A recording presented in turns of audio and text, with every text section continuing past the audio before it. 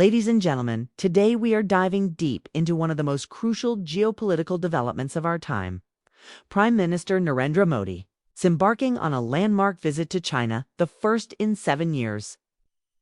And this trip comes at a time when the world order itself feels like it is shifting under our feet. The significance of this visit cannot be overstated. Modi is expected to meet not only Chinese President Xi Jinping, but also Russian President Vladimir Putin.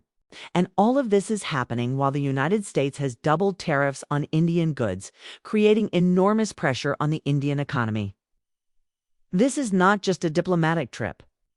This is a chessboard move in the grand game of geopolitics, and the stakes are higher than ever. Think about the timing for a moment. India has been caught in the crossfire of great power rivalry.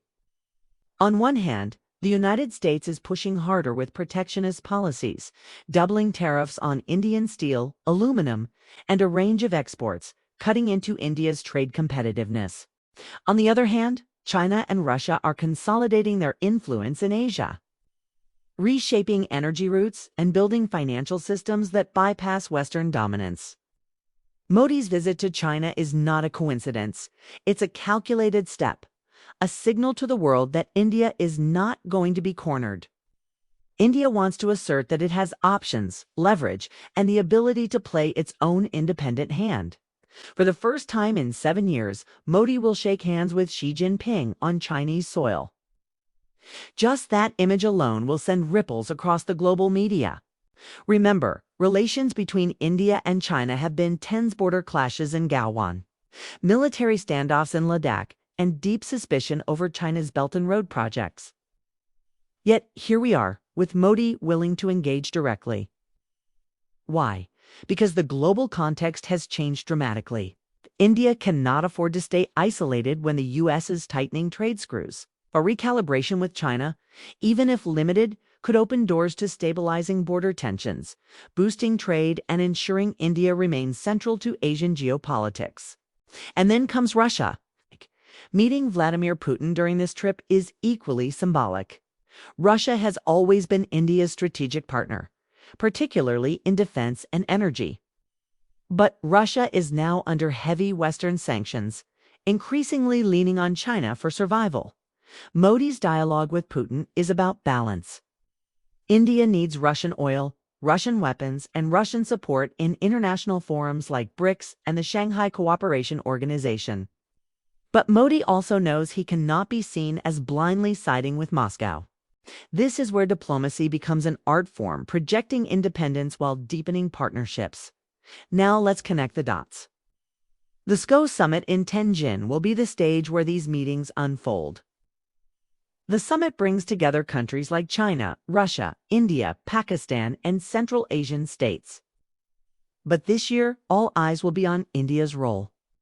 Modi's presence is not just about speeches. It's about signaling India's readiness to lead, to negotiate, and to shape outcomes. With us tariffs biting hard, India wants to diversify markets, strengthen Asian supply chains, and reduce vulnerability. That means engaging with both friends and rivals.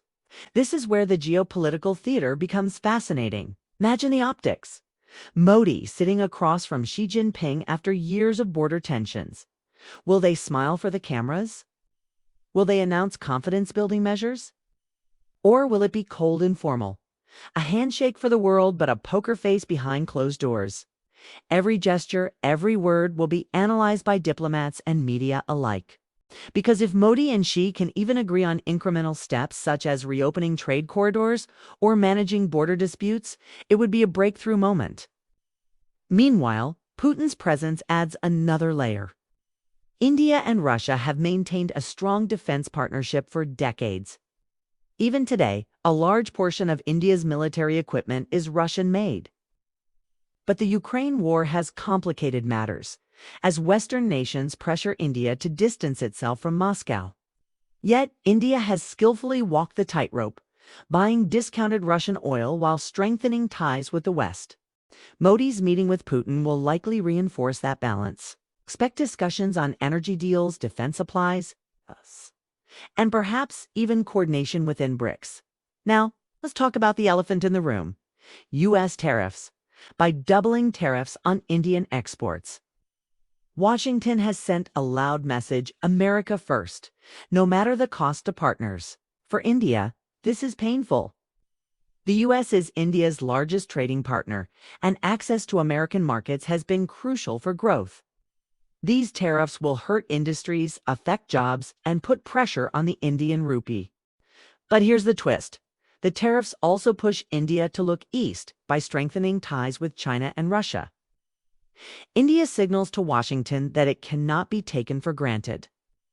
It is a way of saying, if you squeeze us, we will find alternatives. And this is where Modi's strategy becomes clear.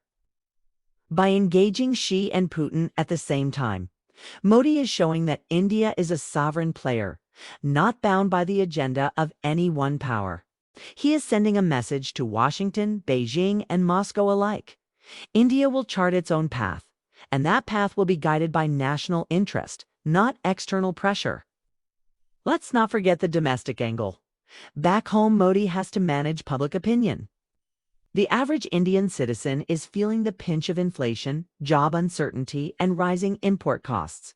A bold foreign policy move can boost confidence, showing people that their leader is defending India's interests on the world stage. Standing shoulder to shoulder with Xi and Putin, while simultaneously keeping dialogue open with the U.S. and Europe, positions Modi as a global statesman. But the challenges are immense. Can India really bridge the gap with China after Gaoan? Can it rely on Russia without alienating the West? Can it absorb the economic shock of U.S. tariffs while keeping growth momentum alive? These are not easy questions, and the answers will unfold over time. Yet one thing is clear: this trip to China could mark a turning point. It could redefine India's role in Asia and the wider world. The global media is already framing this as a triangular moment: India between the US, China, and Russia. But India does not want to be trapped in someone else's triangle. India wants to build its own square relations with the West, with Russia, with China, and with the global South.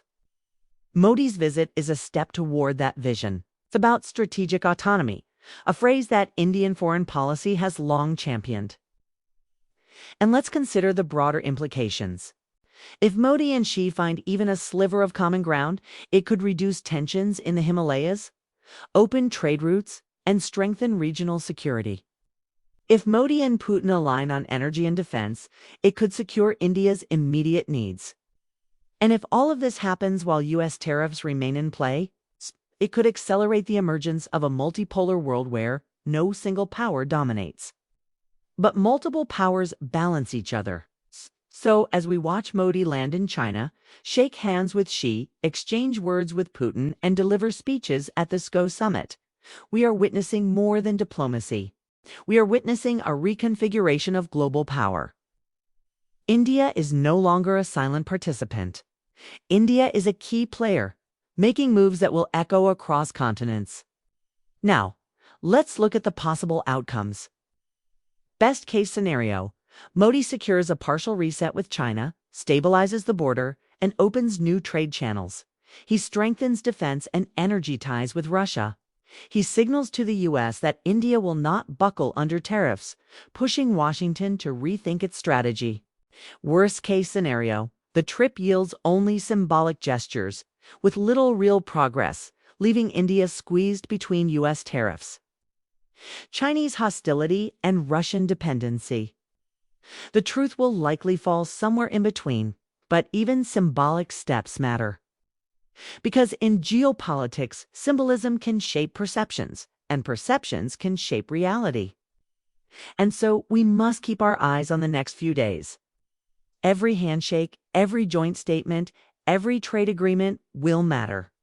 India's future as a global power is being written not in isolation, but in the halls of diplomacy in Beijing, Tianjin, and Moscow. Modi's trip is not just a visit. It is a message, a negotiation, and a power play rolled into one. In the end, the question is simple: can India turn the challenge of U.S. tariffs into an opportunity for new partnerships? Can Modi use this China trip to build leverage, to create space, to protect India's interests. Only time will tell. But what is certain is this: the world is watching, and India's moves today will shape the geopolitics of tomorrow.